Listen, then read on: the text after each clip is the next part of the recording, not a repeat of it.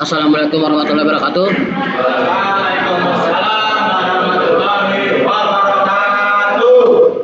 Selamat siang semuanya. Ya. Terima kasih buat teman-teman yang hadir pada saat hari ini. Saya mohon maaf tadi terlambat beberapa menit atau enggak sampai 20 menit. Dikarenakan tadi memang baru selesai rapat ya. Jadi saya minta maaf kepada teman-teman ya. Oke, jadi kita langsung aja ke materinya. Sekarang kita sudah sampai ke pertemuan 11. Mungkin 3 pertemuan lagi untuk mau ke ujian akhir semester. Tapi kalau nggak salah teman-teman, itu ujiannya di bulan 1 kali kayaknya, kalau nggak salah, karena sekarang udah tanggal 10 ya, tanggal 10 ya, mungkin bulan Januari teman-teman akan melakukan ujian. Tapi kalau untuk kelas karyawan minggu ini udah ujian. Jadi saya harap teman-teman sudah mempersiapkan semua dengan matang dan dengan seksama. Oke, kita langsung aja ke materinya. Ya, kemarin kita sudah mempelajari mengenai dari sisi e-commerce dan fintech, dan yang sekarang di mana pertemuan ke-11 itu kita belajar mengenai IoT atau dan big data, mengenai Internet of Things atau IoT dan big data. Namun saya di sini cuman hanya pengantarnya saja, karena kalau IoT dan big data itu ada mata kuliah terkhusus sendiri. Jadi mata kuliah kita ini kan istilahnya pengantar ya, pengantar untuk keseluruhan kesemuan di bagian per mata kuliah, biar teman-teman sudah paham dulu apa yang mengerti dan paham dulu apa maksud dan tujuannya gitu. Jadi istilahnya itu pengantar namanya. Nah, namun di sini saya akan menjelaskan istilahnya ya sedikit-sedikit, dan mungkin nanti saya akan sharing berbagi pengalaman di bagian IoT dan big data. Namun teman-teman ya, sebagian mungkin sudah ada pernah mendengar, atau mungkin belum pernah mendengar, atau mungkin sudah pernah mengulik mengenai di Internet of Things atau IoT dan big data. Oke, seperti biasa aturan pembelajaran dimulai. Teman-teman kita kerjasama, saya kerjasama, fokus penuh. Ketika ada yang mau ditanyakan, tolong angkat tangan. Ketika tidak ada yang mau ditanyakan, ya kerjasama, tolong di mute dan tidak mengganggu keberlangsungan sesi. Mengisi feedback setelah dipersilakan, berpartisipasi aktif. Oke.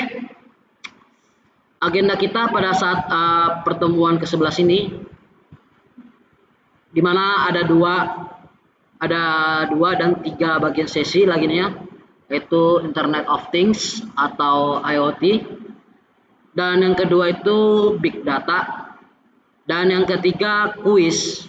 Nanti ada 4 sesi tanya jawab, dan kelima pengisian absen dan feedback seperti biasa yang kita lakukan setiap kali pertemuan. Sebelum dimulai, namun ada diadakan pada sesi tersendiri untuk menanyakan dasar konteks slide. Namun catat dan gunakan per halaman slide-nya. Mari kita mulai. Dan seperti biasa, sebelum saya menjelaskan, saya pengen 1 orang atau 2 orang atau pernah mendengar atau pernah sedikit sekilas mendengar mengenai IoT. Ada yang pernah IoT? Internet of Things? Belum ada pernah?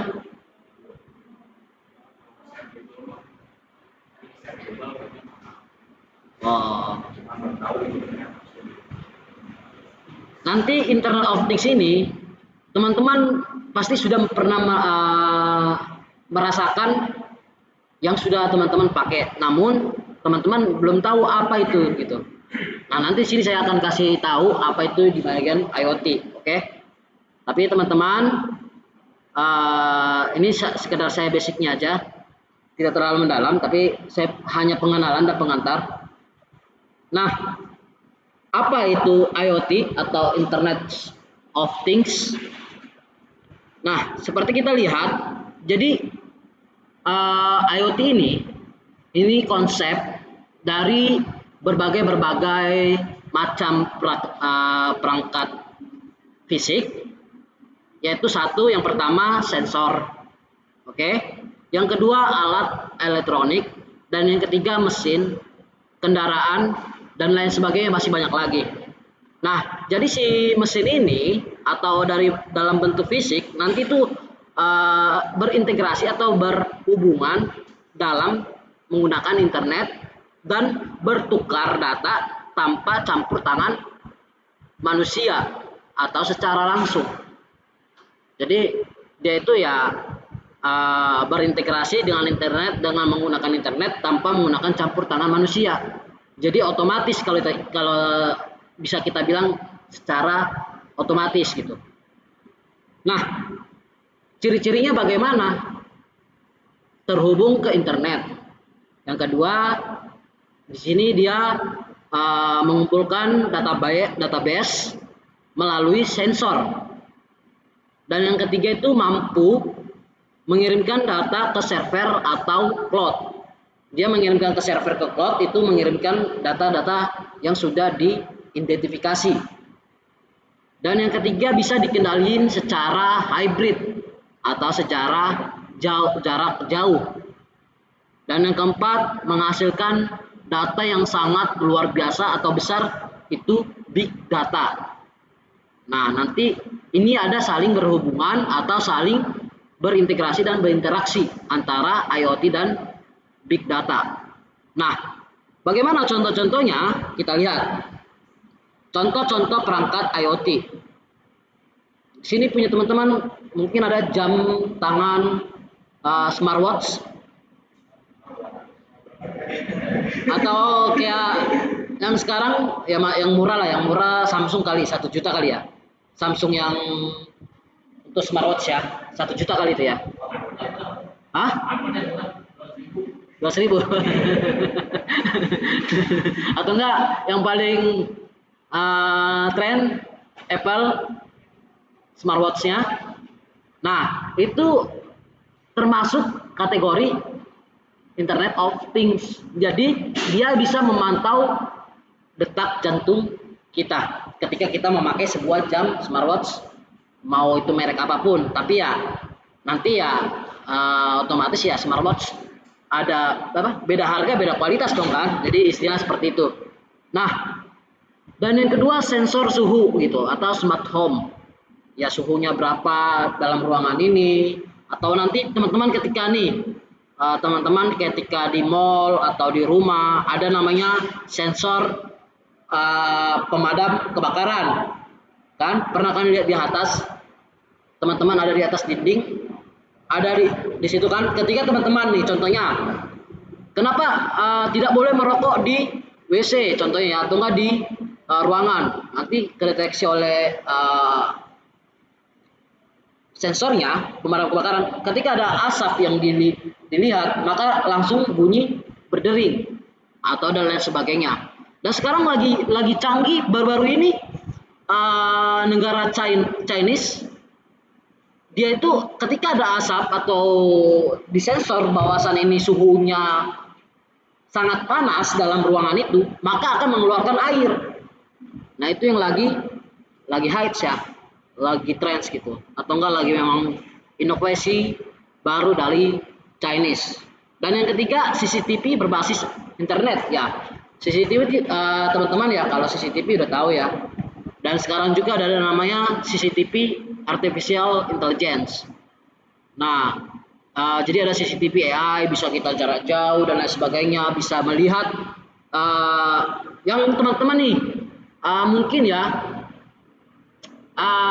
ada nggak pernah lihat teman-teman di jalanan nanti dipoto tuh BK kita, BK plat nomor. Nah, kan ada kan di jalan kan, kedip-kedip itu kan, kedip-kedip di jalan. Nah, mereka itu memantau kayak kita nggak pakai helm, nggak pakai dan lain sebagainya kan. Nah, mereka akan si sensor ini akan mendeteksi siapa aja yang tidak melanggar peraturan, contohnya. Nah, mereka langsung lihat plat nomornya.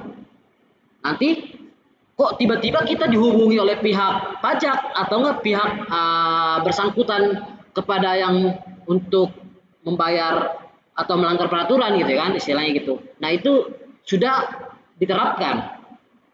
Makanya teman-teman sekarang ya, tapi nggak tahu ya di Karawang udah ada kayaknya. Udah ada ya. Nah, teman-teman hati-hatilah. Nanti tiba-tiba ditelepon, kita nggak tahu apa, nggak pakai helm, ditelepon kita, lah mereka ada bukti soalnya karena udah mereka sensor atau mereka rekam dari sensor mereka gitu. Itu ada juga seperti itu. Dan ya sistem parkir secara otomatis kita melakukan pembayaran menggunakan karcis dan lain sebagainya itu termasuk dengan IoT. Atau teman-teman yang buka buka pintu otomatis yang di sini, nah yang di teknologi ini. Jadi ketika kita jarak jauh berapa meter, mereka akan membaca bahwasan kita ada benda yang mau akan datang, atau enggak kita hentak dulu atau enggak dan lain sebagainya gitu. Itu istilahnya Internet of Things atau IoT. Sering teman-teman mungkin menggunakan dan lain sebagainya, tetapi ya mungkin belum tahu apa isi dalamnya gitu. Nah, di sini saya mungkin cuman pengantarnya aja, tapi basicnya, tapi saya akan menjelaskan apa itu, bagaimana dan mengapa gitu. Nah, kalau teman-teman bisa menguasai IoT, wah luar biasa loh. Ininya gajinya, jangan salah, gajinya ya minimal 3 digit, 3 digit. Karena kalau udah teman-teman udah IoT, bergerak di IoT, ya teman-teman gajinya 3 digit minimal. Karena ini luar biasa untuk proyek-proyek skala besar IoT ini. Apalagi kalau dari vendor-vendor gitu, dari pemerintah, government, atau industri, perusahaan dan lain sebagainya gitu. Jadi ya tapi belajarnya ya prosesnya panjang gitu, luar biasa. Nah, ada juga namanya smart marking atau sensor kelembapan tanah atau enggak suhu atau enggak sensor penerapan asap, CO2 dan lain sebagainya. Itu sekarang sudah banyak menerapkan sensor-sensor gitu. Ya, teman-teman pasti juga ya ketika ada fasilitas-fasilitas yang luar biasa, pasti kebanyakan menggunakan sensor. Ada sensor, masih banyak lah, macam-macam, begitu banyak macam-macam sensor ya. Nah, itu untuk dalam contoh perangkat IoT. Nanti teman-teman, kalau nggak salah itu semester 3 atau nggak semester 4, teman-teman itu ada namanya Internet of Things, mata kuliah itu. Nah, teman-teman pasti melakukan project menerapkan sensor atau nggak IoT. Itu kalau nggak salah semester 3 atau 4 atau 5, mata kuliahnya ada tersendiri. Nah, karena ini kalau kita bahas IoT, satu semester juga nggak cukup. Karena ya loh, bagaimana untuk menerapkan berintegrasi dari kode program kita ke perangkat fisik, bagaimana berintegrasinya. Nah, jadi kurang lebih seperti itu. Ya, program kita bagaimana biar bisa mereka pintar. Kan apa yang kita buat itu semua itu mereka bisa sensor dan lain semacam itu ya tetap manusia yang buat. Tapi ya itu apa yang di layar belakangnya ya kita yang buat, ya kode program kita yang buat. Ya kebanyakan kalau nggak salah itu ya bahasa pemrograman Python, Pawang Ular. Kedua C++, C Crash, C. Ya itu bahasa-bahasa ajaib lah, luar biasa lah. Itu ketika mau melakukan kode program ke sebuah perangkat fisik gitu. Itu diterapkan di IoT gitu.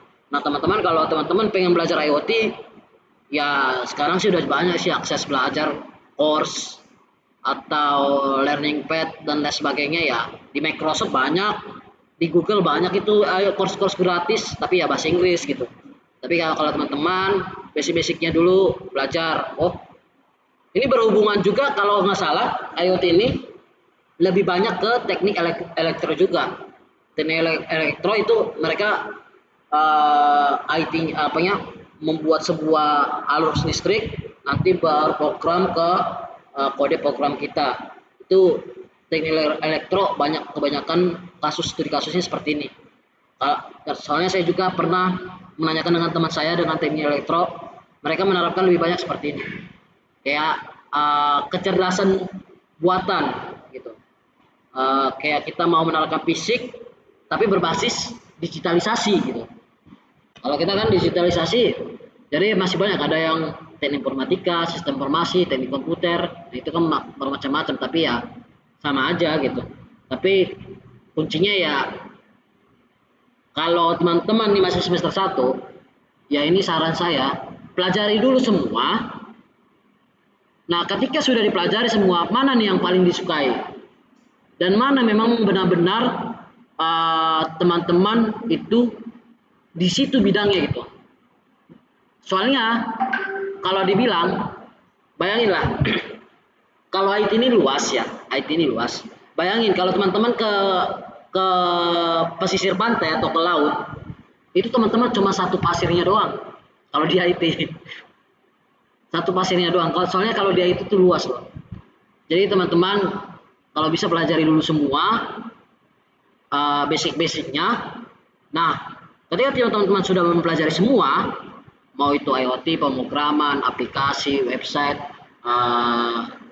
AI, artificial intelligence, machine learning, database, dan lain sebagainya, masih banyak lagi, arsitektur, network, engineer, ya luar biasa banyak lah.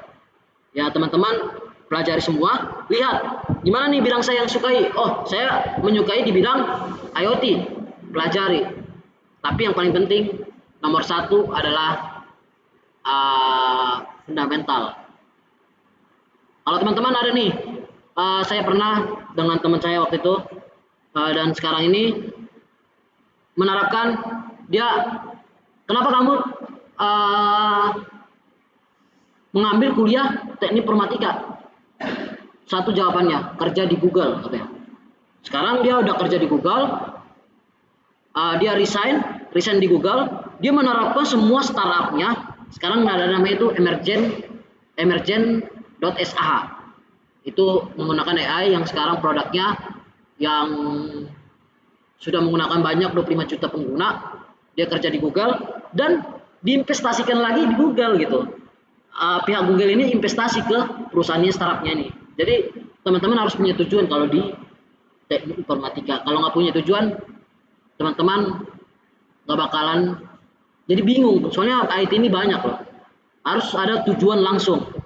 Kalau di bagian IT, di bagian IT ya. Ya mumpung teman-teman masih semester 1 gitu. Ya walaupun semester 1, ya sudah sekarang saatnya. Ya ikutilah sekarang Google Developer Clubs, Google Developer Student, ada klub apa? Komunitas-komunitas, ikutin. Itu luar biasa sekarang, kemarin di FES ada dan lain sebagainya. Tapi di Karawang belum ada, cuman di Bandung sama Jakarta doang. Kalau untuk komunitas seperti itu. Oke, kita lanjut lagi ke materinya. Nah, bagaimana untuk arsitektur IoT atau di sini 4 layer? Nah, nanti yang pertama ada namanya sensor atau perangkat fisik. Nah, di sini dia itu mengumpulkan data. Misalnya ini, ketika kita ada suhu, nih suhu kita kan sekarang lagi panas.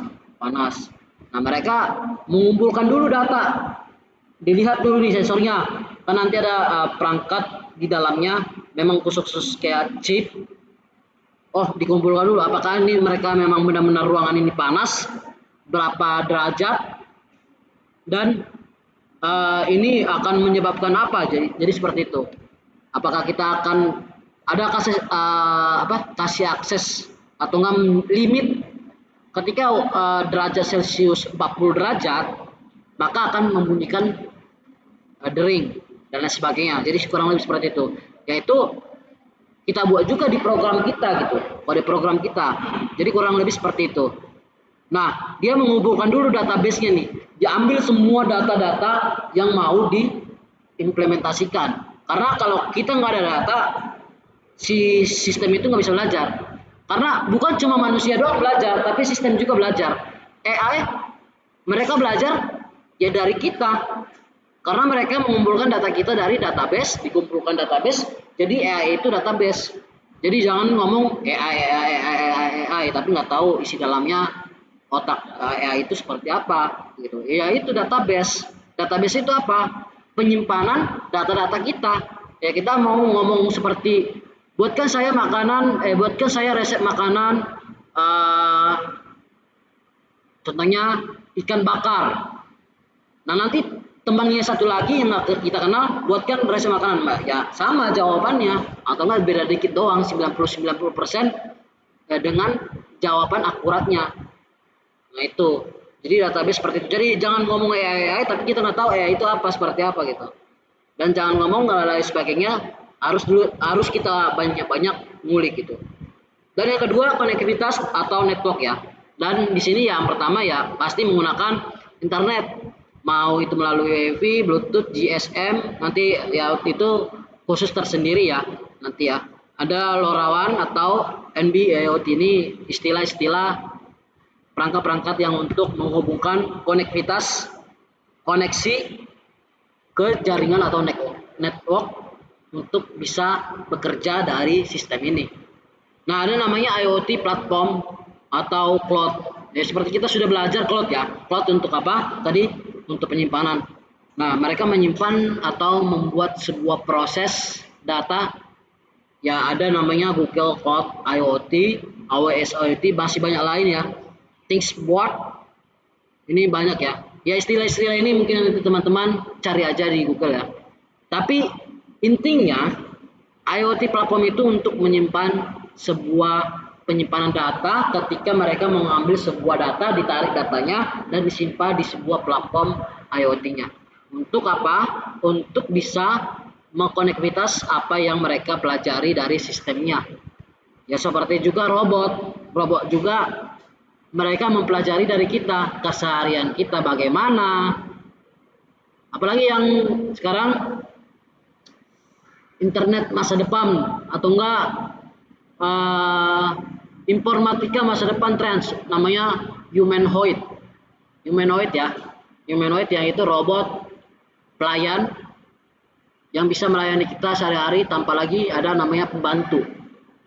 Tapi ya itu mereka pelajari lagi. Humanoid itu robot yang bisa mereka ya cuci piring bisa, ya mau lain sebagainya masih banyak. Nanti teman-teman kalau penasaran teman-teman apa humanoid nanti searching aja di YouTube. Kalau nggak salah perusahaan siapa ya? Nanti searching aja humanoid ya. Nanti luar biasa itu penciptaan humanoid ya. Nah, aplikasi pengguna ya kayak kita ada aplikasi pengguna buat apa? Buat monitoring. Monitoring apa? Monitoring data-data kita. Berapa yang sudah masuk atau input, berapa yang sudah keluar atau outputnya. Yaitu menggunakan dashboard untuk monitoring aplikasi, sensor kita dan lain sebagainya. Jadi kurang lebih seperti itu menggunakan mobil apps atau enggak kontrol secara otomatis gitu. Nah nanti dia flow-nya atau alurnya, flow chart-nya ya, itu dari data sensor dikirim lewat internet, disimpan, nanti dianalisis lagi datanya. Nanti ada namanya big data, dianalisis lagi atau ditampilkan gitu. Nah jadi kurang lebih seperti itu untuk bagaimana mereka bekerja secara arsitekturnya gitu. Jadi ada flow-nya. Kalau kita tidak tahu, kalau kita mau mengerjakan sesuatu, tapi kalau nggak ada flow atau alur tersebut, ya kita tidak bisa bekerja. Atau nggak kayak gini, buat aja dulu mas, katanya. Ya apa yang mau dibuat kalau nggak ada flow-nya? Bingung. Ya udah, ya mending nggak usah kerja kan. Jadi ya orang seperti itu. Jadi matangkan dulu apa arsitekturnya gitu. Ya teman-teman kalau sebagai apa arsitek juga kan, arsitek kalau nggak dibuat arsitekturnya atau perancangannya mau kerja apa coba? Para bangunannya. Kita mau membuat sebuah gedung. Oh, saya panggil dulu arsiteknya. Nah, arsiteknya belum membuat apa-apa arsitekturnya. Ya orang tukang bangunan atau apa, ya bingung mau buat apa gitu. Nah, jadi kurang lebih seperti itu. Ya kita buat dulu pondasi atau perancangan. Memang kalau dibilang penting atau nggak penting, kalau menurut saya dari pengalaman saya penting banget arsitektur. Arsitektur itu untuk memudahkan kita menjalankan semuanya lancar dalam pekerjaan. Ketika ada masalah, ketika ada problem, ada yaitu namanya solusi. Jadi jangan selalu berorientasi ke masalah, masalah mulu gitu ya. Jadi kalau kita selalu berasumsi masalah terus, kita nggak bisa akan bakal maju. Ketika ada masalah langsung cari solusinya. Oh, kamu kenapa nggak datang? Udah jangan cari masalah tapi cari solusinya. Oke, ya baru seperti ini. Nah, kamu kenapa kayak gini? Ya udah cari solusinya. Ya udah kamu jangan seperti ini, tapi kalau bisa jangan mengulangi hal yang sama. Nah, itu kalau langsung cari solusinya. Nah, seperti itu juga untuk menerapkan di implementasi ya sistem gitu. Ya ketika kita ada error harus ada juga lognya. Log itu apa? Buat mengetahui bagaimana apa isi masalahnya gitu. Cari solusinya gitu. Jangan selalu cari problem, tapi selalu cari solusi gitu. Kalau bisa teman-teman langsung cari solusinya, jangan kebanyakan cari problem. Nah, itu mengenai arsitektur IoT 4 layer, tapi ini cuman basic sederhananya. Sebenarnya masih banyak ya flow-flow untuk arsitektur ya. Apalagi kalau arsitektur ini kita merancang ya, kita membuat sebuah rancangan database saja, kita dikasih 1 juta. Cuma membuat rancangan seperti ini, tapi ya, kayak ya kalau ada kan di Drawio kan, atau nggak di Drawio itu dan sebagainya kan, buat perancangan, ini arahnya mau kemana, itu pekerjaan yang luar biasa loh. Arsitektur IoT atau arsitektur database dan lain sebagainya gitu. Nah, jadi kurang lebih seperti itu. Nah, contoh kasus IoT ya, smart home gitu. Ini contoh sedikit aja. Nah, di sini ada namanya sensor yang digunakan. Ya, ada sensor suhu, sensor gerak, smart lamp atau nanti dia bagaimana untuk menghidupkan lampu. Ya, kita juga kan udah melihat ya, kalau kita tepuk tangan, mati lampu. Udah melihat lah. Kalau mau hidupkan lampu hidupkan mau ketuk 2 kali atau enggak pas gelap hidup lampu, pas terang mati lampu. Nah, itu ada dulu juga namanya sensor. Itu dibagi perangkat IoT. Oh, kita nggak perlu lagi capek-capek habis listrik, nggak perlu capek. Contohnya kita mau berpergian ke luar kota, tapi rumah kita mau nyala terus di malam hari. Ya udah beli aja lampu yang smart home. Buat apa? Buat biar bisa ketika kita mau ke luar kota, ya rumah kita nggak gelap-gelapan gitu. Nggak gelap-gelapan ya nanti takutnya ada pencuri dan lain sebagainya kan. Ya udah beli lampu untuk smart home. Ketika dia gelap di malam hari kedeteksi langsung nyala lampunya. Ketika terang udah mulai pagi hari, lampunya sudah mulai redup. Nah, itu namanya smart lamp. Ada juga smart lock. Smart lock apa yang nggak buat pagar, kita buat smart lock, buat kuncinya berapa, pagar kebuka dan lain sebagainya. Atau nggak kita pakai remote, atau nggak pakai pembicaraan dari voice bisa gitu. Atau nggak dari hotel ketika kita tap akan kekunci. Nah, itu juga penerapan IoT. Nah, itu banyak lah. Kalau teman-teman juga penasaran kan bagaimana isi dalamnya ya, kok bisa ya dikunci gitu. Nah, itu ya nggak jauh-jauh namanya yaitu kode program. Ya ini tepat teman-teman belajar IT. Kalau teman-teman belajar ke situ, hotel kita mau mengunci, cuman letakkan kartu aja, udah terkunci semua, udah nyala semua lampu kan. Kalau pernah teman-teman ke hotel ya, hotel yang bintang 3 udah ada kali itu, bintang 3 atau enggak bintang 4 ya. Jadi ketika kita letakkan kartu, semua nyala gitu. Ketika kita cabut kartunya, mati dan pintunya otomatis tertutup. Nah itu luar biasa penerapannya ya. Kalau nggak salah sudah menerapkan di hotel bintang 3 atau enggak bintang 4 sudah menerapkan seperti itu. Nah, ada juga namanya jadi alur kerjanya ya tadi seperti saya bilang, sensor suhu membaca ruangan 30 derajat Celcius, nanti datanya dikirim ke server atau cloud. Nah, sistem ini memutuskan untuk menghidupkan AC secara otomatis dan si user memantau dari handphone gitu. Ada nanti namanya aplikasi untuk dashboard smart home. Ya nanti tinggal download aplikasi dari panduan bagaimana cara penggunaannya gitu. Nanti si user daftar, tinggal daftar, oh dilihat nih, tinggal lihat monitoring gitu. Atau enggak CCTV di rumah kita lagi bekerja mau lihat, contohnya teman-teman udah suami istri, jadi suaminya kerja, istrinya bekerja, tapi anaknya tidur di rumah ya kita tinggal lihat aja di handphone. Ada aplikasi untuk mengintegrasi sebuah CCTV dari kamar ke handphone gitu. Kita lihat aja gitu. Sambil kita bekerja sejarak jauh gitu kan. Jadi kita tahu itu. Nggak perlu lagi kita uh, apa? Nggak perlu lagi kita mempekerjakan pembantu gitu untuk melihat-lihat ya. Jadi kurang lebih seperti itu. Tinggal lewat handphone lah semua. Jadi sudah luar biasa zaman sekarang teknologi gitu. Tapi jangan khawatir teman-teman. Semua itu tidak akan tergantikan oleh robot. Nih dengan saran saya, robot itu tidak manusia itu tidak akan tergantikan oleh robot. Karena kayak robot itu kita juga menciptakan. Tetapi yang tergantikan adalah ketika pekerjaan-pekerjaan yang sulit akan menjadi pekerjaan yang sangat mudah. Itu aja. Jadi jadikan AI atau dan lain sebagainya, jadikan itu menjadi sahabat teman-teman. Sahabat. Itu saran saya.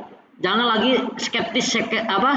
berpikiran skeptis. Oh AI ini seperti ini, AI ini seperti jangan. Tapi ingat harus juga belajar fundamental. Kayak kalau nggak tahu fundamental ya nggak tahu apa-apa, ngasal doang kita nanti jadinya amburadul. Nah jadi kurang lebih seperti itu. Ingat satu aja kuncinya fundamental. Oke, ada pertanyaan?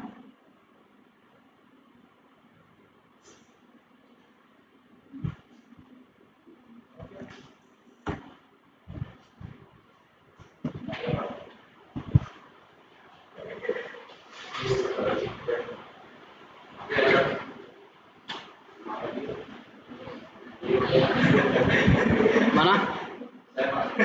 Oh ya silakan.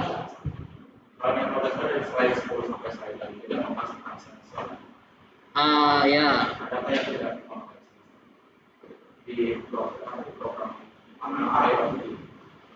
Ada smartwatch. Smartwatch itu dia itu ada sebuah perangkat yang sudah dicip dari aliran darah kita. Nanti dia mendeteksi detak jantung kita. Saya nggak ada lagi smartwatch saya. Pernah saya ada smartwatch saya. Jadi mereka ada sistem kayak mendeteksi berapa detak jantung kita dideteksi gitu. Ya kalau nggak salah punya Samsung juga yang harga 1 juta udah ada itu. Kalau nggak salah ya. Kalau teman-teman punya smartwatch ya, itu ada smartwatch untuk penerapan IoT.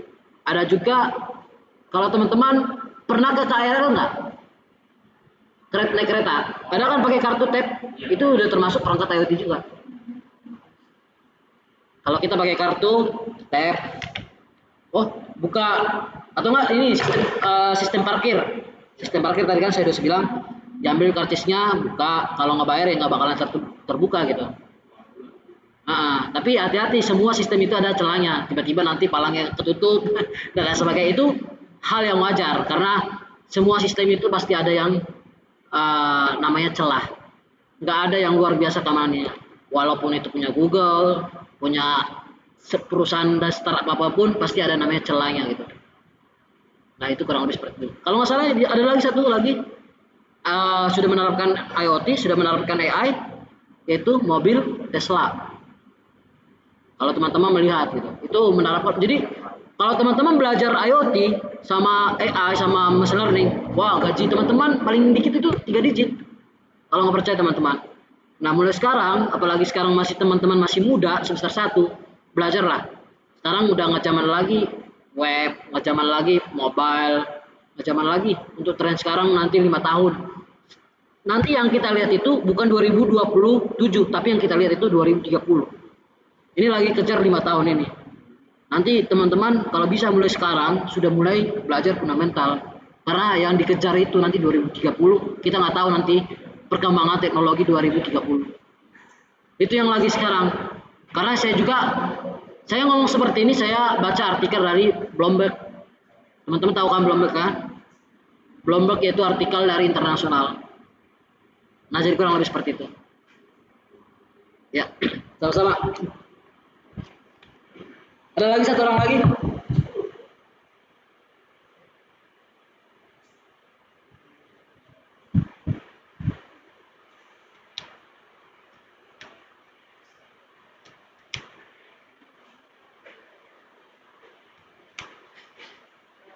Oh ya,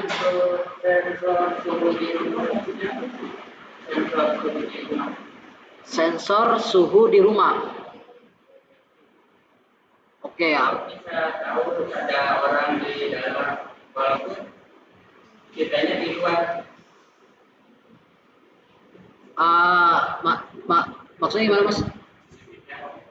Ya kayak CCTV, tapi itunya posisinya kan di dalam gelap. Misal di dalam gelap, nah ada orang, tapi kitanya lagi ngecek di ruangan, kelihatan orangnya. Contohnya lampu gitu atau mau sensor suhu? Suhu. Nih contohnya gini ya. Apa ya? Kalau nggak salah itu ada di sebuah smart home. Kalau sensor suhu ya, sensor suhu. Ini kan kayak gini nih, suhu kita lagi keadaan panas. Nah, nanti ketika dia udah mencek bawasan suhu ini, tapi awalnya mereka mengambil dulu datanya dari sensornya itu. Jadi si sensor ini membaca dulu. Nah, tentunya sensor ini menggunakan program. Ya kita lagi program ya ngoding. Itu pasti ada seperti ngoding. Ngoding itu akan dikirim melalui chip. Nah, nanti si chip ini belajar dan bekerja di dalam sistemnya si sensor itu untuk mendeteksi suhu ini. Apakah suhu ini keadaannya berapa derajat Celcius? Nah, nanti dicek. Tapi nggak ada namanya perangkat IoT yang akurat 100%. Paling 90% itu udah luar biasa. Atau 99%. Karena kita harus mengambil dulu datanya. Oke? Datanya. Dan datanya dari mana ya? Datanya dari belajar. Ya kita contohnya ada bayi belajar dulu merangkak, bagaimana merangkak. Nah, nanti mereka membaca, akan mengumpulkan sebuah data. Nah, data ini disimpan di mana? Di database. Database ini di mana? Di server atau enggak kita menggunakan sebuah cloud gitu. Nah, itu mereka nanti ketika sudah pernah belajar hal itu, nanti akan terdeteksi bahwasan, oh ini suhunya 38 derajat Celcius. Apakah kita atau enggak pemadam kebakaran? Kalau ada kebakaran nih, suhunya ada sebuah api atau asap yang naik, nanti akan dilihat sensor bahwasan ini benar-benar darurat, nanti akan mengeluarkan air atau enggak mengeluarkan dering gitu. Nah, itu untuk mengenai di sensor gitu.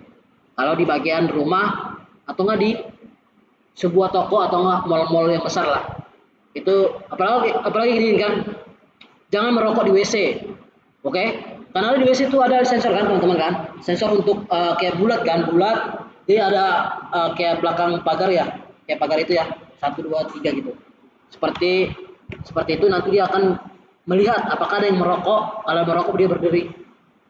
Makanya dibilang dilarang merokok. Padahal ya kalau kita merokok aja di mall ya bisa aja nggak ketahuan. Tapi mereka langsung nggak tahu pakai sensor. Oh ada merokok nih, gitu. Ya udah langsung ditegur. Nggak boleh merokok di situ katanya. Hah? Ada sekarang itu Chinese. Jadi dia bukan dering lagi, udah menerapkan keluar air. Iya, benar. Jadi semuanya itu ada plus minus sih. Jadi sesuai tergantung kebutuhan. Kalau canggih, terlalu canggih ya seperti itu juga gitu. Tapi lihat aja kebutuhan kita sehari-hari, apakah ini butuh atau enggak gitu. Tapi ya semua itu pasti ada namanya plus minusnya. Tapi ya sekarang di zaman era sekarang itu ya sudah menerapkan digitalisasi gitu. Teman-teman mau nggak mau ya harus beradaptasi gitu. Karena yang namanya di dalam dunia teknologi harus belajar update setiap hari, karena teknologi itu update setiap hari, bukan setiap bulan atau bahkan setiap minggu. Setiap hari akan update terus menerus, jadi kita harus dipaksakan terus belajar dan belajar gitu. Jadi kurang seperti itu.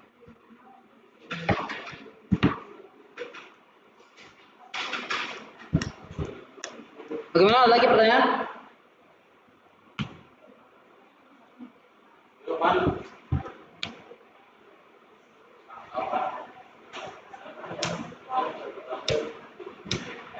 Atau yang online ada yang pertanyaan?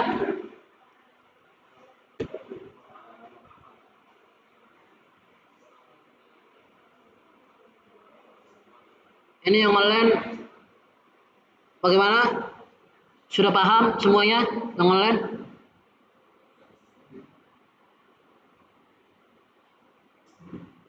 Saya harap teman-teman yang di bagi yang secara online juga sudah memahami apa yang saya maksud. Tapi ketika ada yang mau ditanyakan, silakan di raise hand atau enggak kolom di chat komentar. Oke ya. Mari kita lanjut lagi. Kita lanjut lagi bentar teman-teman. Kita ke sini, kita verifikasi dulu. Oke. Oke. Oke.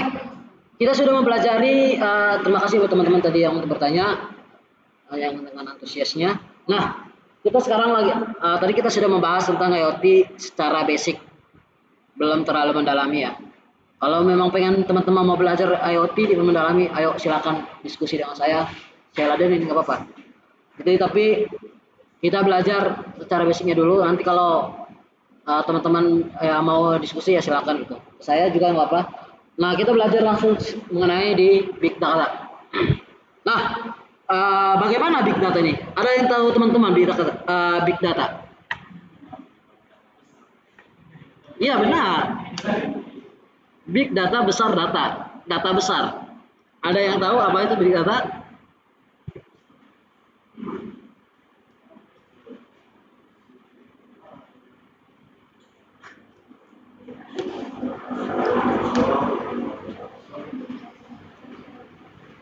Gimana?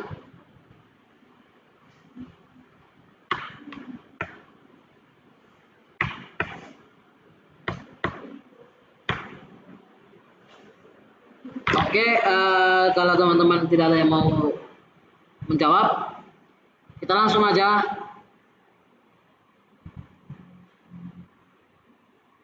Nah, teman-teman, nah jadi big data itu adalah sebuah sekumpulan ya. Tapi di sini itu jumlahnya sangat luar biasa gitu, big, besar gitu. Dan secara kompleksitasnya ya besar banget juga. Nah, namun di sini dia tidak bisa diproses secara tradisional. Nah, itu mengenai big data ya. Dia tidak bisa diproses secara tradisional. Ya, dia diproses secara digitalisasi untuk penggunaan big data. Nah, bagaimana? Ada 5 karakter ya, karakteristik si big data ini ya. Ya kalau teman-teman pernah belajar matematika, ini big data berhubungan juga matematika. Ada volume, velocity, bukan velocity TikTok ya. Ada variety, ada veracity, dan value. Nah, yang pertama volume. Ya kalau volume ya ketika kita kurangi ya kurang, kalau kita besar ya besar gitu. Itu istilah sederhananya. Ya, tapi di sini kita membahas tentang yaitu big data. Tentunya jumlahnya sangat besar gitu.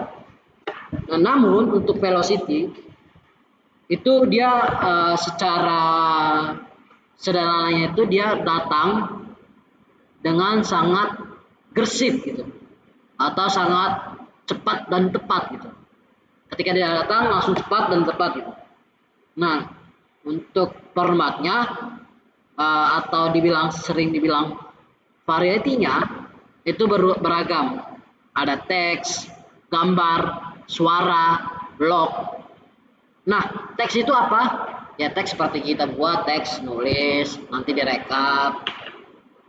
Nah, ini tadi ya bagaimana untuk bisa mengecek suhu tadi pertanyaannya. Ini saling berinteraksi namanya big data.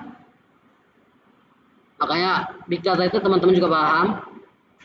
Kalau big data tentunya berhubungan dengan database atau nganalisis.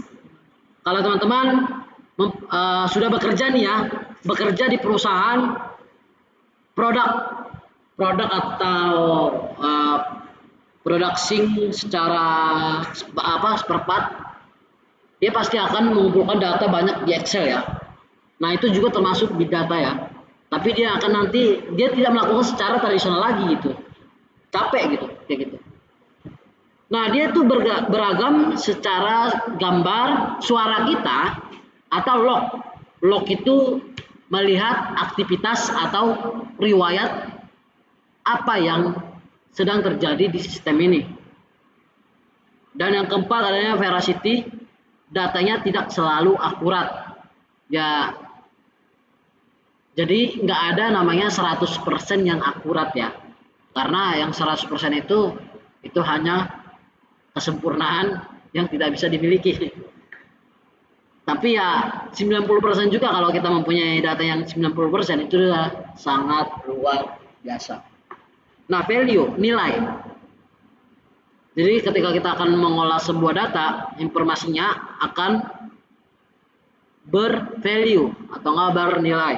Itu untuk pengertian dan karakter dalam sebuah data yang sangat besar atau big data. Nah, jadi kurang lebih seperti itu untuk mengenai di big data. Jadi dia sekumpulan hanya data-data untuk jumlah yang sangat besar. Nanti ada namanya pekerjaan data analis. Teman-teman pernah mendengar pekerja data analis? Nah, data analis bekerjanya seperti ini. Jadi mengumpulkan pekerjaan bagaimana, nanti ada kasusnya. Apalagi di sebuah e-commerce. Nanti saya akan mencontohkan bagaimana bekerja data analis atau menganalisis sebuah data yang sangat besar atau terutama di pengguna dari sisi user. Nah, sumber big data ini itu dari mana aja, Kak?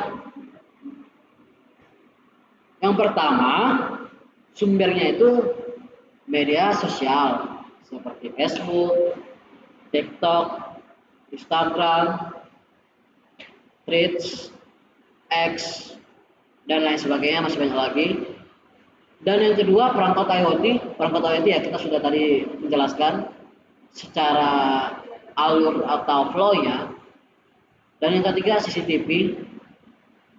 Dan yang keempat itu sering banget dalam transaksi e-commerce, elektronik, komersial ya. Dan yang kelima log aplikasi atau dari sisi website. Dan yang keenam sensor kendaraan. Ini sumber big data ya. Ya karena media sosial datanya bagaimana? Besar enggak? Besar. Kita komentar aja, ada yang di Instagram ada satu postingan aja komentarnya udah ada 10.000, bahkan 1 juta. Bagaimana pengelolaan datanya? Terbayang nggak teman-teman? Pernah memikirkan seperti itu? Kita itu dalam 1 detik, kalau di Instagram itu dalam 1 detik 40.000 atau enggak 45.000 followers nge-like. Tahu nggak nge-like maksud saya? Nih, setiap detik nih 5, 4, 3, 2, 1 di seluruh dunia ini orang yang pengguna Instagram setiap 1 detik ada 40.000 like. Nih tiba-tiba sekarang kita nggak tahu di mana orangnya lagi melihat media sosial, ada yang nge-like setiap 1 detik loh. Nah bagaimana itu bekerjanya? Atau nggak ada yang 10.000 komentar? Atau nggak ketika kita melakukan sebuah kunjungi Google, setiap 1 detik itu 2 juta men-searching di Google. Itu data di akuratnya tahun 2000, kalau nggak salah 2004. Ada datanya. Nanti teman-teman cari aja 1 milisekon di startup besar. Lihat aja nanti di searching Google.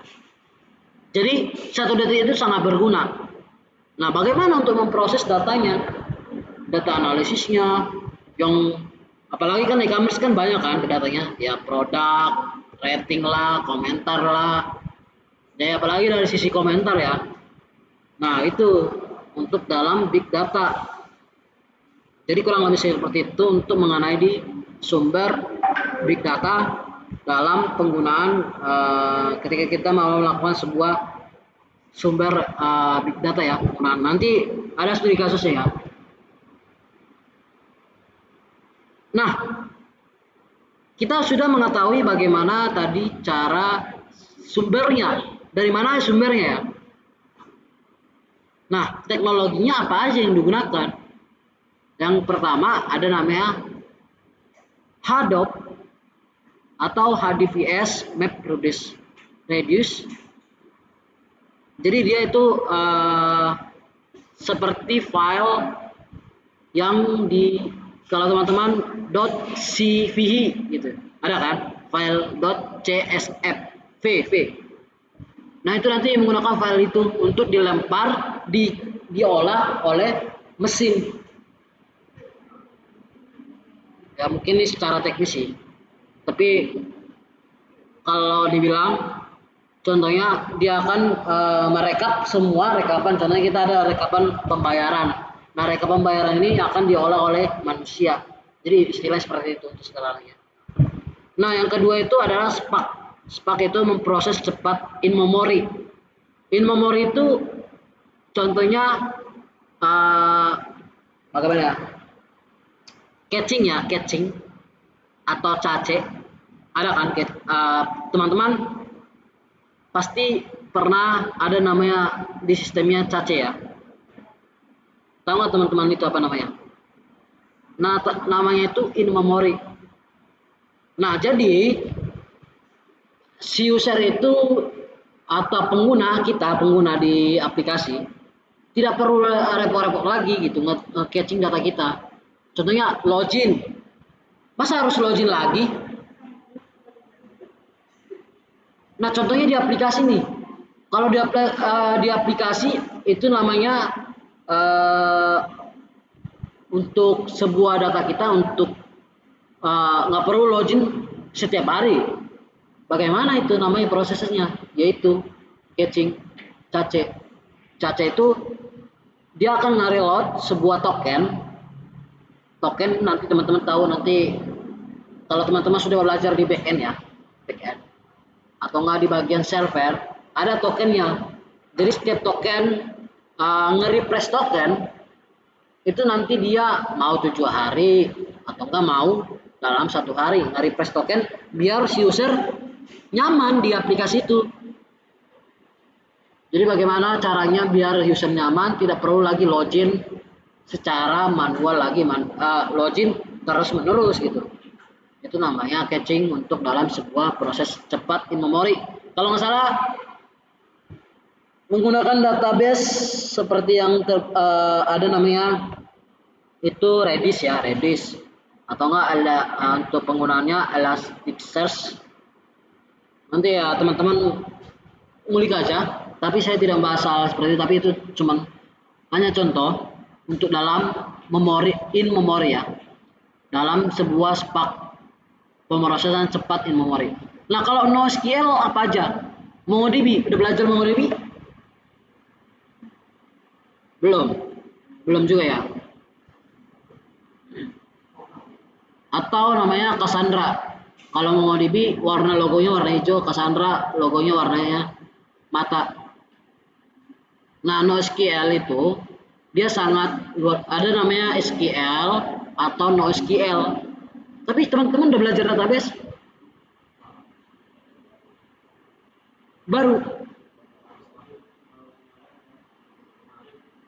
Baru kemarin.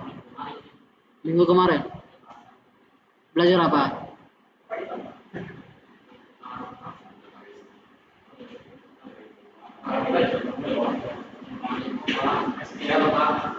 SQL-nya apa ini pakai? MySQL. Oh, bagus itu bagus. Ya memang pertama ya, teman-teman kalau mau belajar NoSQL, utamakan yang SQL-nya dulu dipelajari.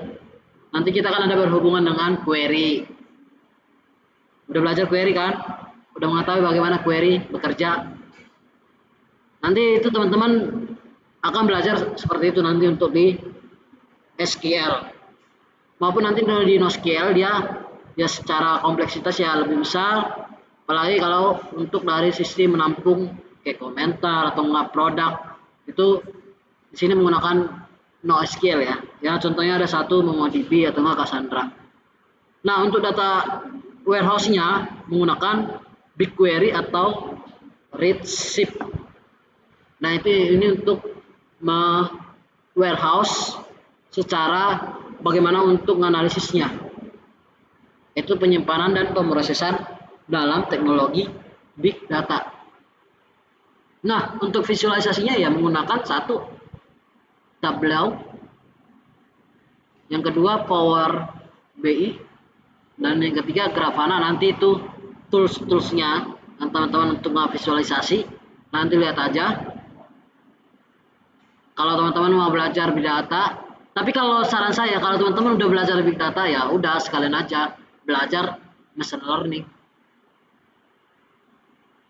Machine learning sekarang untuk pekerjaan di perusahaan-perusahaan besar banyak banget yang membutuhkan machine learning, AI engineer, dan lain sebagainya. Itu yang lagi dua hype. Sama satu lagi cloud atau DevOps engineer. Itu yang di dunia IT yang lagi banyak dicari di tahun, nggak tahu ya, ada tahun 2026 pasti masih banyak dicari tahun 2026. Nah jadi kurang lebih seperti itu untuk teknologi dalam sebuah data yang sangat besar ketika kita melakukan sebuah penyimpanan dan sebuah pemrosesan dan untuk visualisasinya. Nanti ya teman-teman cek aja di sini nih. Kalau kita mau pakai yang MongoDB, nanti coba cek aja di sini langsung MongoDB ini. Nanti teman-teman cek aja di sini. Ada namanya mongodb.com di resminya.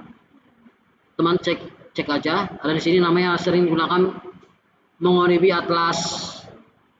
Sini ada MongoDB Community Edition, MongoDB Enterprise Advanced. Nah nanti teman-teman lihat aja di sini ya. Dan sudah 100 lebih teknologi yang sudah menggunakan ya. Atau enggak Cassandra ya, Cassandra.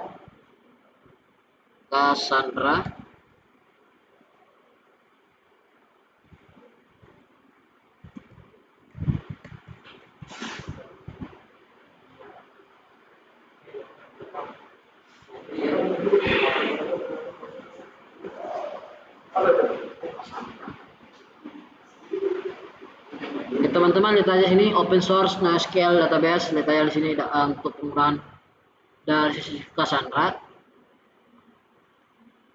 Tapi ya teman-teman belajar dulu lah yang SQL-nya ya, MySQL tadi itu sangat pas banget, tepat. Teman-teman harus belajar dulu MySQL. Ketika teman-teman sudah belajar MySQL, ya coba-coba ke PostgreSQL untuk mendukung apa? Untuk mendukung database yang real time. Real time itu bagaimana? Real time itu nggak perlu lagi kita refresh, tapi dia sudah langsung kedeteksi bahwasan ada aktivitas atau riwayat. Nah, ini kalau di MySQL atau enggak PostgreSQL. Ini yang untuk SQL ya. Nah, nanti teman-teman baca aja sini. Logonya gajah. Tapi belajar dulu MySQL. Sudah belajar MySQL, belajar ke Postgre. Kalau udah belajar ke Postgre, belajar ke NoSQL ya. Coba-cobalah dulu MongoDB. Atau enggak mau belajar untuk ORM-nya. Ya, saya sering menggunakan Prisma. Ini ORM yang sering saya gunakan dalam pembuatan teknologis. Ini untuk ORM objek untuk penerapan query ya. Kayak kita menggunakan, nanti teman-teman lihat aja sini ya. Tapi saran saya kalau belajar teknologi itu, ini berat banget ya websitenya ya. Tapi saran saya teman-teman, kalau belajar teknologi itu harus pertama kali melihat dokumentasi. Belajar dokumentasinya dulu. Nah, nanti lihat dokumentasi ini. Belajar dokumentasinya bagaimana penerapannya. Nah, ini dia dalam bentuk JSON. Jadi lihat aja nanti teman-teman bagaimana deploy, bagaimana manajemennya, bagaimana toolsnya, bagaimana untuk lain sebagainya gitu. Tinggal download aja nanti, install, selesai, clear ya. Nah, jadi kurang lebih seperti itu ya. Ya kalau belajar teknologi teman-teman, belajar teknologi baru, usahakan baca dulu dokumentasinya. Nah, itu untuk penerapan dari sisi database ya. Nah, atau enggak ya kita lihat di sini ada namanya BigQuery.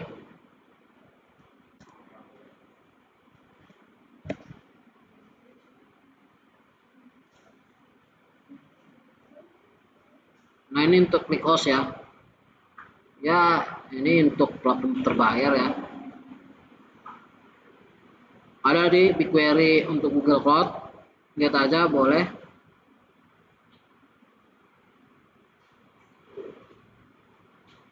Nah, nanti teman-teman baca aja nih dari data warehouse hingga data otonom dan platform AI. Ini untuk memanage sebuah ya data yang sangat besar gitu. Jadi ya kurang lebih seperti itu ya. Kalau teman-teman mau belajar di bagian big data ya. Nah, kita lanjut lagi atau nanti di sini satu lagi ya. Ya penyimpanan dan proses ini. Kalau teman-teman penasaran lihat aja di sini nanti. Langsung lihat. Ini Hadoop. Kita lihat di sini Hadoop Apache Hadoop ya. Nanti utamakan baca dulu dokumentasinya. Ya, kalau memang baca dokumentasi yang terutama teman-teman harus tahu bahasa Inggris. Tapi jangan khawatir sih kalau bahasa Inggris sih. Sekarang udah bisa nge-translate gitu. Udah ada Google Translate gitu. Jadi nggak usah khawatir teman-teman untuk hal seperti itu gitu. Jadi bagi yang Google Meet juga ya silakan gitu ya. Nah, itu untuk penerapan di bagian nah untuk visualisasinya lihat aja sih. Tab Allow.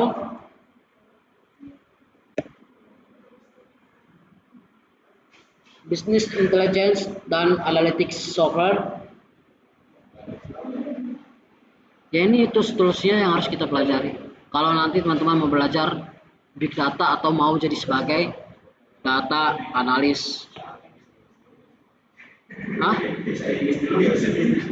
Jangan khawatir sih kalau bahasa Inggris sih. Kalau kita mau baca dokumentasi, memang diusahakan harus tahu bahasa Inggris. Tapi kalau bahasa Inggrisnya belum tahu ya, saya juga masih tidak terlalu advance ya untuk bahasa Inggris ya. Ya udah ada Google terjemah gitu.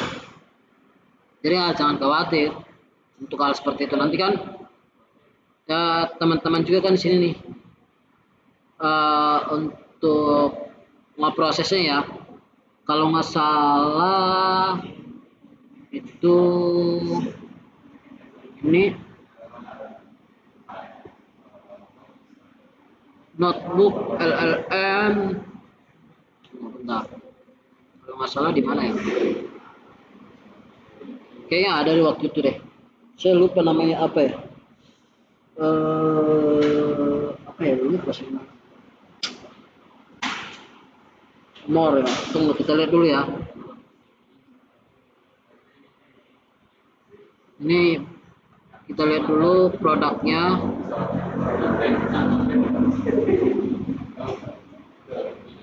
Ya nanti teman-teman lihat aja ya.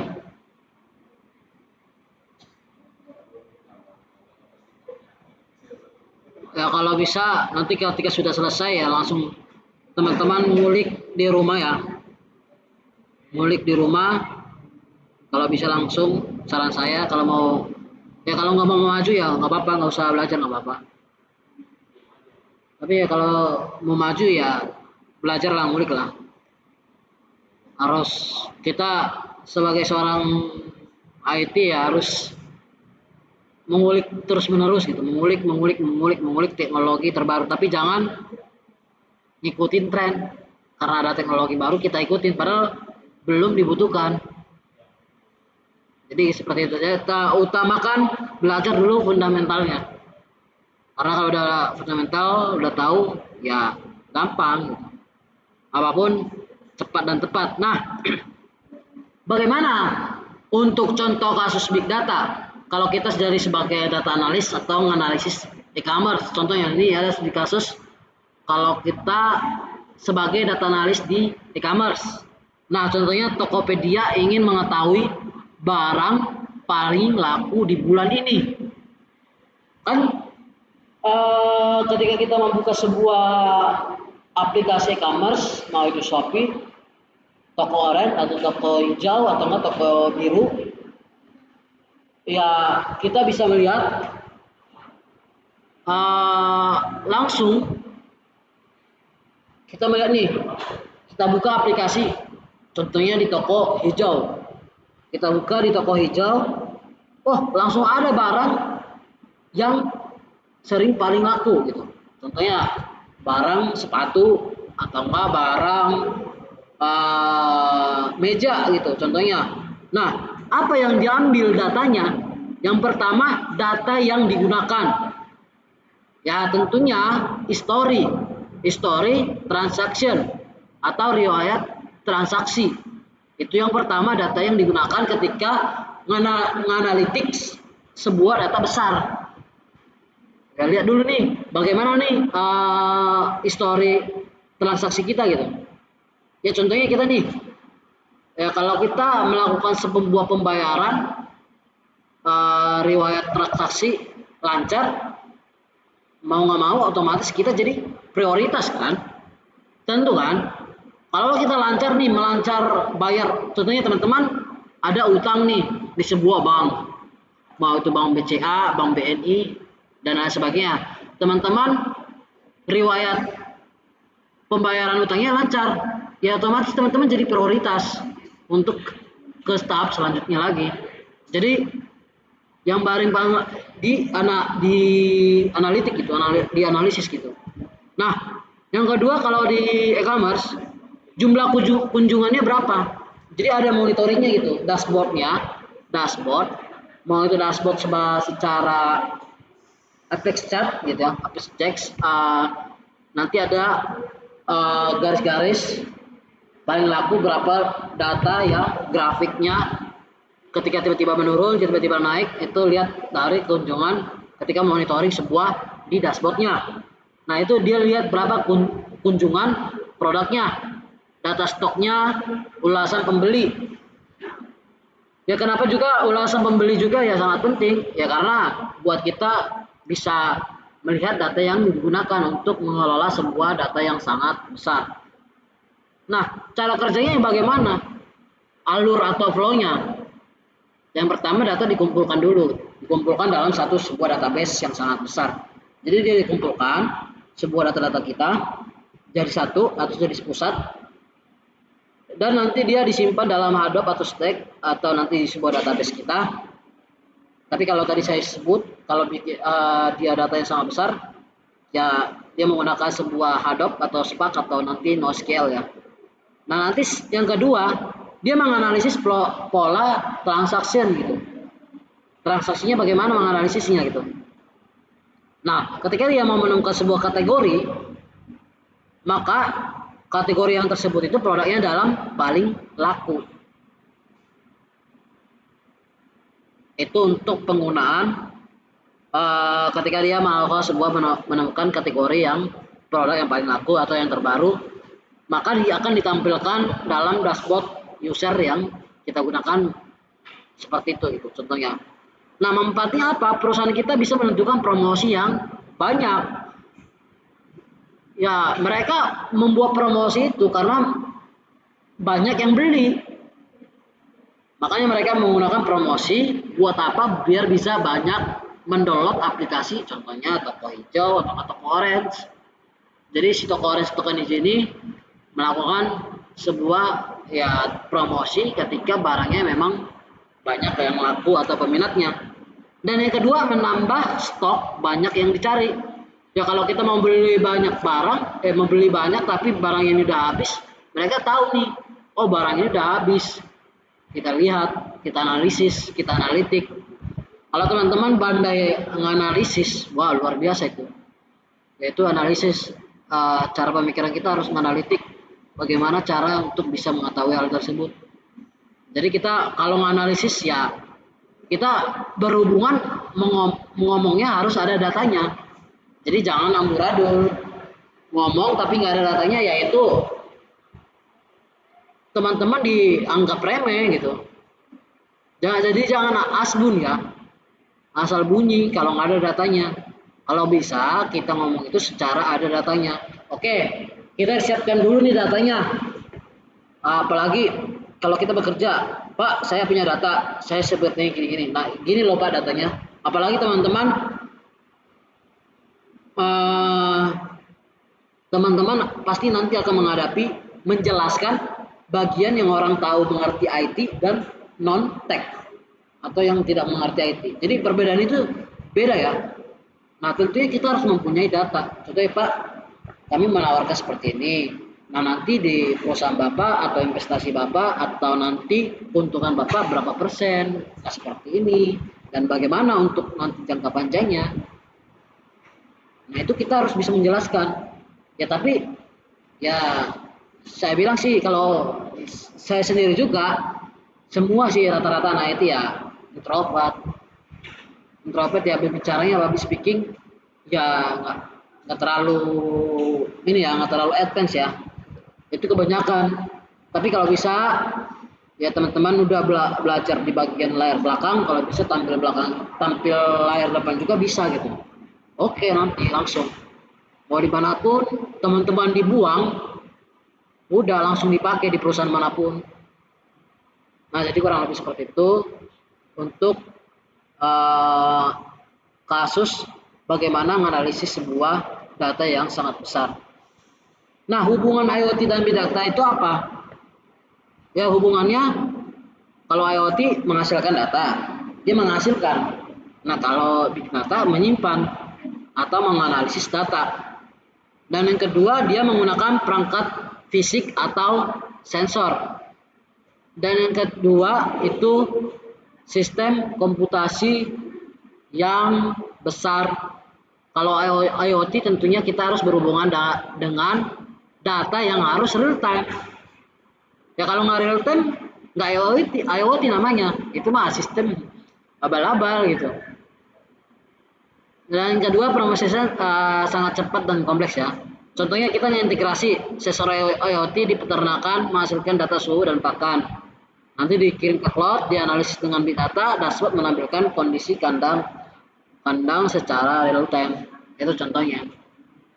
Itu untuk hubungan antara IoT dan big data. Nah, nanti teman-teman baca aja sini studi kasus gabungan smart farming ya. Nah, ada perangkat IoT, sensor kelembapan tanah, sensor suhu, sensor pH tanah.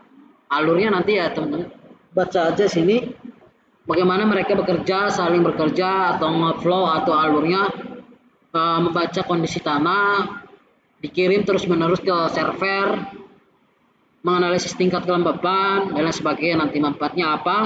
Ya, nanti lihat situ aja, mengurangi penggunaan air. Kalau kelebihan airnya tiba-tiba mati sendiri dan meningkatkan hasil panen dan lain sebagainya. Itu untuk studi kasus antara IoT dan big data dalam penggunaan smart farming. Nah, untuk kesimpulannya seperti ini ya, kita sudah selesai mungkin ya. IoT fokus pada perangkat fisik dan sensor yang menghasilkan data. Yang kedua, big data pada pengelolaan dan analisis data dalam jumlah besar. Integrasi keduanya memungkinkan secara otomatis dan berbasis secara real time. Nah, nanti contoh dunia nyata, smart city, smart home, smart mapping, e-commerce analytics, kesehatan digital, industri 4G, titik zero. Atau nanti sekarang sudah menawarkan yaitu industri 5.0. Ya, sekarang perusahaan-perusahaan apalagi di bagian untuk manufacturing, kalau produk-produk manufacturing dia sudah menerapkan efisiensi karyawan. Bagaimana cara mengefisiensi karyawan? Yaitu menerapkan teknologi berbasis real time. Ya, smart lah, pintar lah istilahnya. Nah, itu untuk kesimpulannya antara IoT dan big data ya. Saya tidak menjelaskan sangat banyak ya, tapi kalau dijelaskan lagi lebih panjang ya bisa sampai 60 SKS gitu. Ya kita aja kita aja masih 3 SKS ya. Soalnya kalau didalami lagi, pertama kita harus mengetahui dulu programnya bagaimana. Tadi seperti saya bilang, dia akan membaca datanya dulu, bagaimana menganalisis datanya. Nah, si data ini akan dikirim ke sebuah server atau ke cloud. Nah, nanti ketika dia sudah dikumpulkan sebuah datanya, nanti diproses di analitik gitu. Nah, nanti akan dihasilkan sebuah datanya berbasis secara real time. Nah, itu untuk kesimpulannya. Secara untuk dalam sebuah data yang sangat besar. Oke, ada pertanyaan?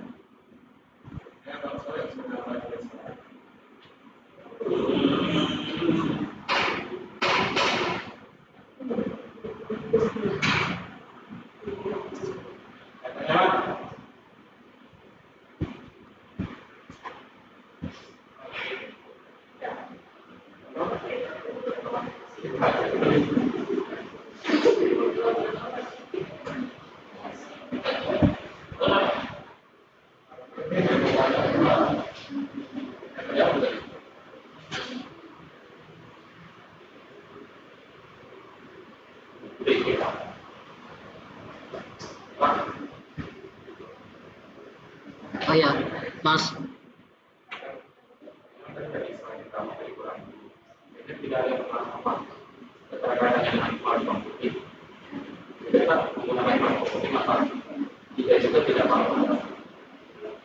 Oke.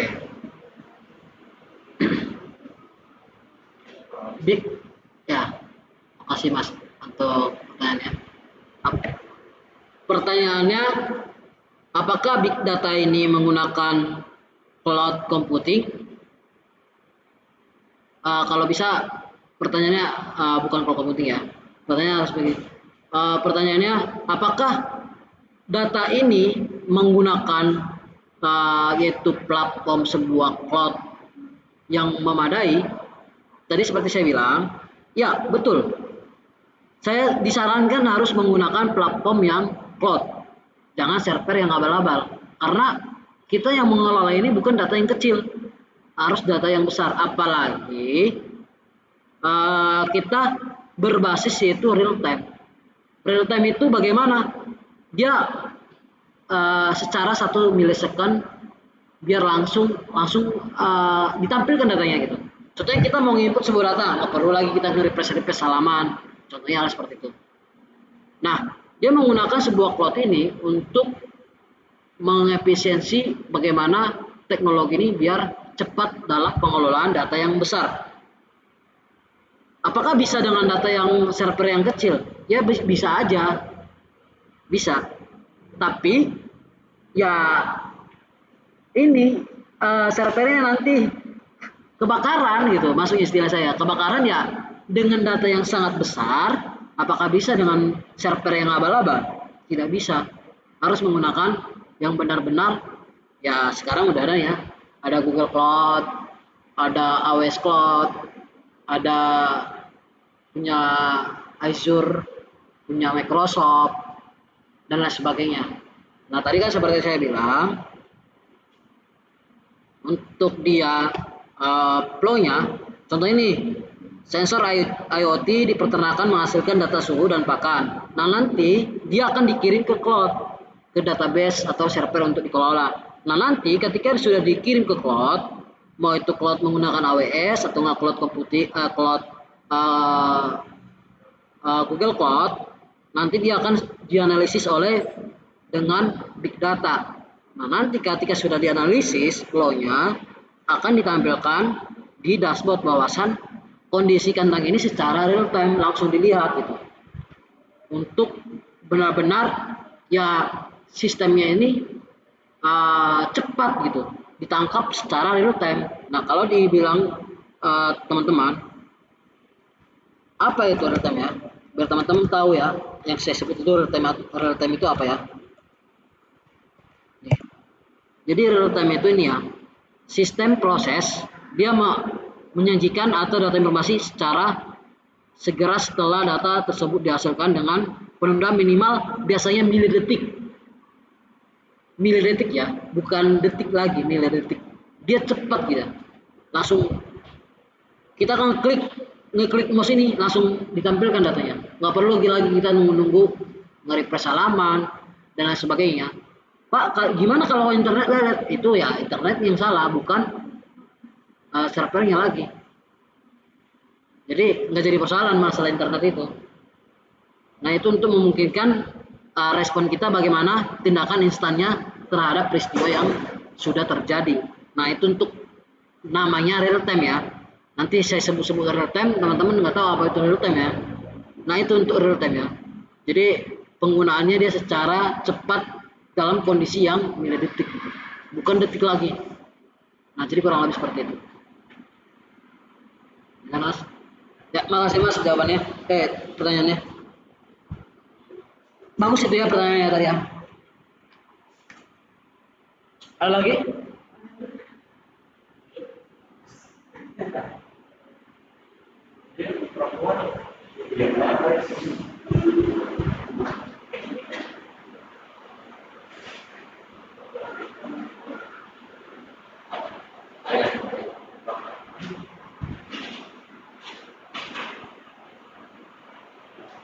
Ada lagi? Oh ya. Big data kan bisa menyimpan data. Ada penyimpanan itu ada batasnya apa enggak? Penyimpanan itu ada batasnya atau tidak? Contohnya Mas mau menyimpan data yang besar, apakah ada batasannya minimal maksimalnya gitu? Ya itu tergantung uang kita mampu nggak.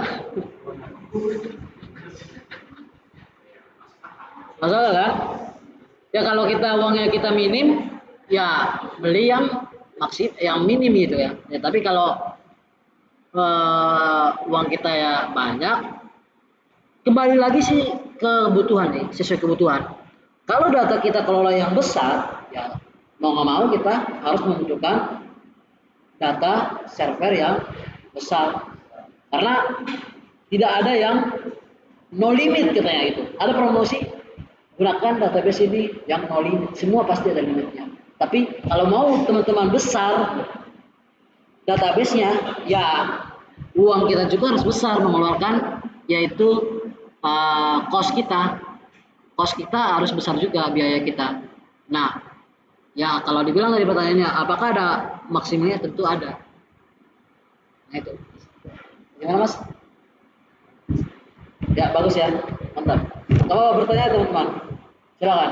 Saya suka kalau kayak gini pertanyaan, lebih enak bertanya kayak gini. Jadi lebih enak berinteraksinya gitu. Mau bertanya apapun, saya jawab gitu. Tapi harus sesuai yang kita pelajari hari ini. Tapi kalau nggak mau sesuai ya juga nggak apa-apa, bertanyalah. Jadi biar enak nih interaksinya gitu. Mau pertanyaan sangat mudah atau sangat sulit, sangat apa, silakan gitu. Itu nggak jadi persoalan gitu.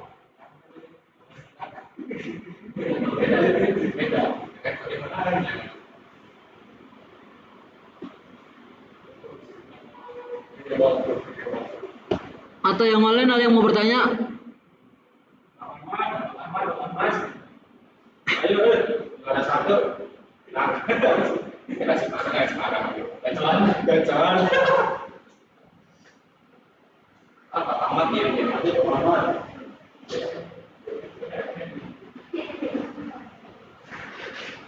Ayo, ada lagi? Amat itu ada yang habis tidur.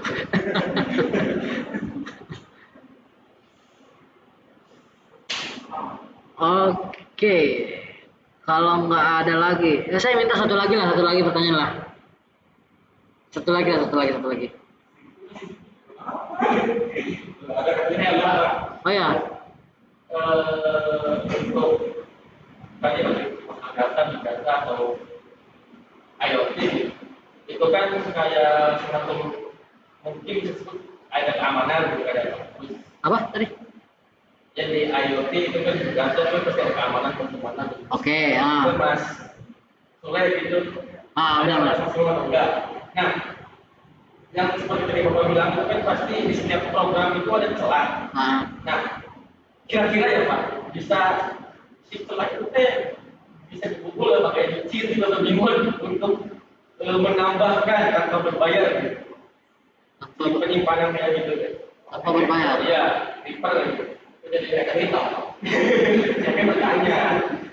Apakah bisa diminimalisir gitu? Ya. Gini ya, teman-teman ya. Ada namanya ketika launching sebuah aplikasi atau mau itu sistem berbasis IoT atau website atau aplikasi, ada namanya itu QA atau disebut dibilang software testing.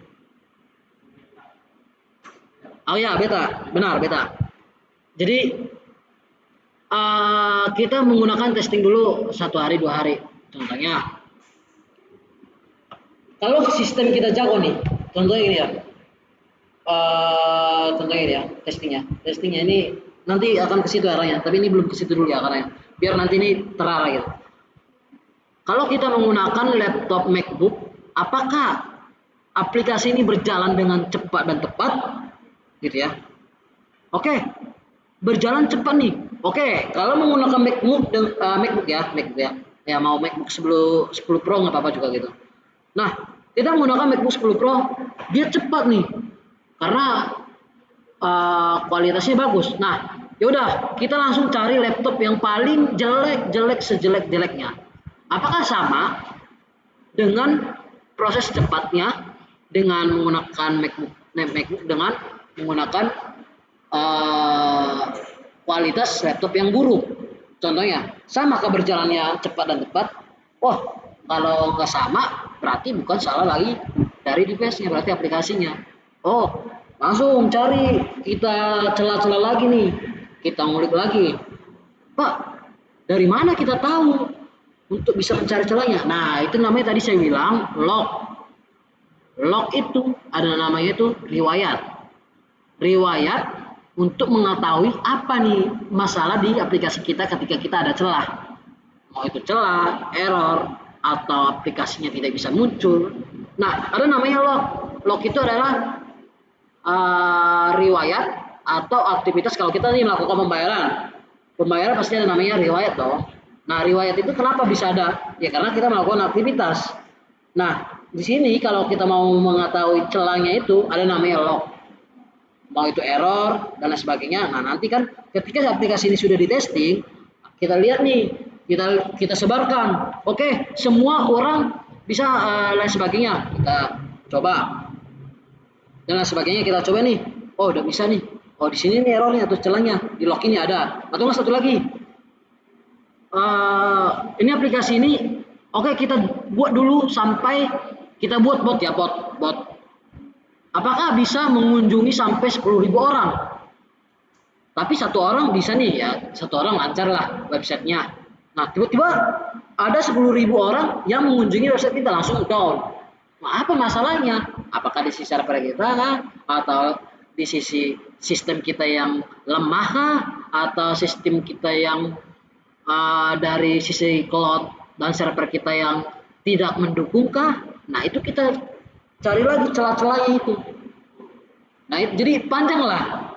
Nah, tapi utamanya teman-teman, jadi setiap aplikasi itu harus ada namanya log. Kalau nggak ada log, kita nggak tahu bagaimana cari solusinya. Nah, tapi tentunya semua sistem yang jago itu pasti ada namanya celah. Nah, contohnya gini, Google maupun Tesla. Oke, saya kasih ke semua komunitas hacker. Cari celah di sistem saya bayar kalian. Saya bayar 100 US dollar. Cari celah apa yang di sini celahnya. Nah, mereka cari ke celahnya, dibayar. Itu namanya ya kita mau melakukan bug hunter ya, bug hunter namanya, bug hunter. Kalau di pekerjaan, bug hunter mau cari celah dari sistem kita. Nanti kita dibayar, dikasih sertifikasi internasional. Ya teman-teman melihat nih, bisa menghack NASA atau nggak bisa menghack Google, bisa menghack itu, mereka bekerja sebagai bug hunter, mencari celah sistem yang sudah dibuat, nanti akan dibayar dan diperbaiki mereka. Seperti Tesla ya seperti ini ya, bayar banyak tuh. Elon Musk bilang cari celah di perusahaan saya, apalagi di bagian Tesla di mobil, sistem apa yang bisa dihack.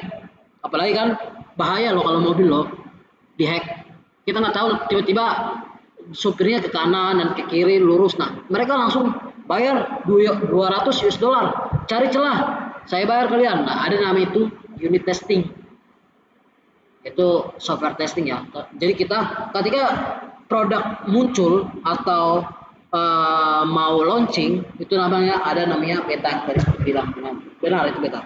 Jadi kita melakukan sebuah unit testing dulu, cari celahnya, ya lihat server kita juga, lihat dari sisi aplikasi kita juga, lihat buat sebuah lognya. Jadi biar tahu, kita mengetahui apa problemnya.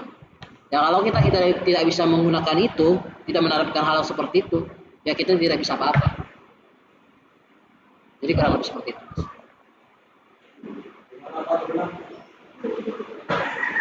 Bagus ini jawabannya.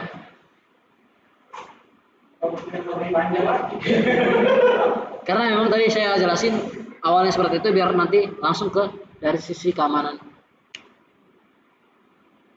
Ya, tapi ya tentunya seapapun canggihnya teknologi pasti ada celahnya. Itu aja kuncinya. Gak ada yang sistem yang sempurna, itu aja.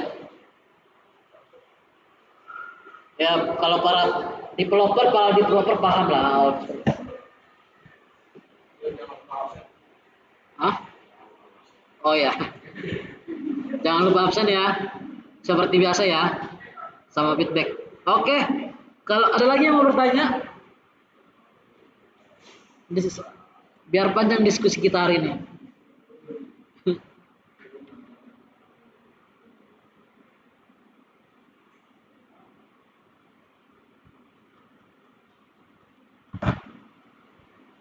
Oke, kalau jika tidak ada bertanya, silakan dibuka e-learning-nya. Kita akan melakukan sebuah kuis. Silakan buka e-learning-nya, teman-teman. Sudah saya tampilkan, langsung di refresh saja. Saya buat kasih waktu seperti biasa 10 menit timer. Teman-teman langsung kerjakan sekarang.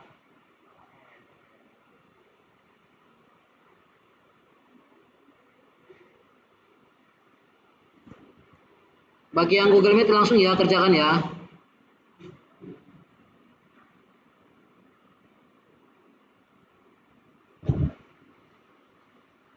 Saya izin foto.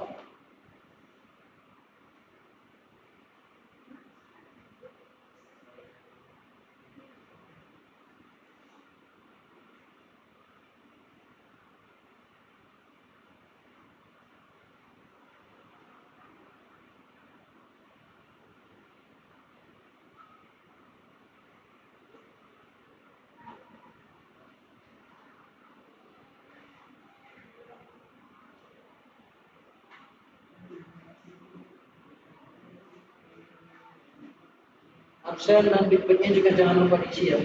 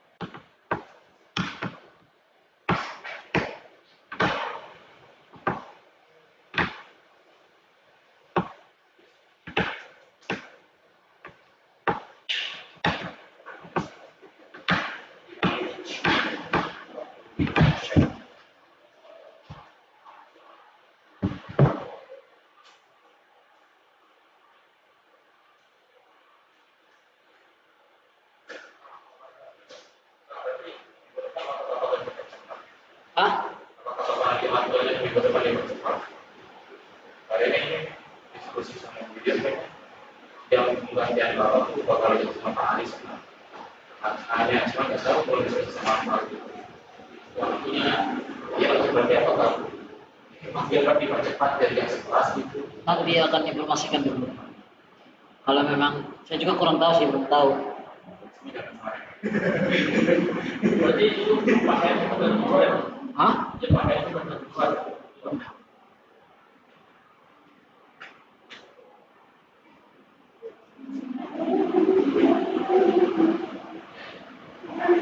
Nanti kan seperti biasa saya infoin ke grup kan jam berapa kayak gitu. Kita lihat dulu. Saya juga kurang tahu bagaimana.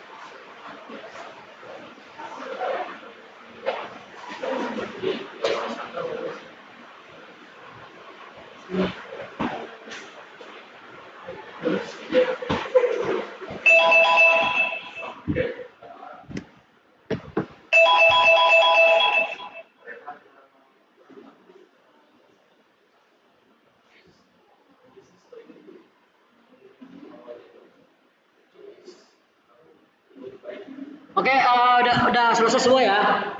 Saya harap ya. Oke, ada lagi yang mau ditanyakan? Nggak ada ya?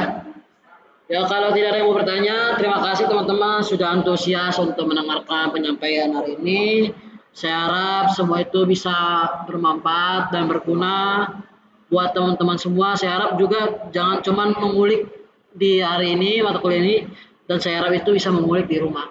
Karena waktu kita lebih banyak di rumah daripada di sekolah. Ya saya harap bisa teman-teman bisa mengulik semua apapun itu dan bisa berharap apapun yang dapat pelajaran teman-teman hari ini bisa berguna dan bermanfaat untuk kedepannya. Terima kasih buat semua teman-temannya. Selamat pulang dan selamat sore. Hati-hati di jalan dan sampaikan ke keluarga. Terima kasih buat semuanya. Selamat sore teman-teman semuanya.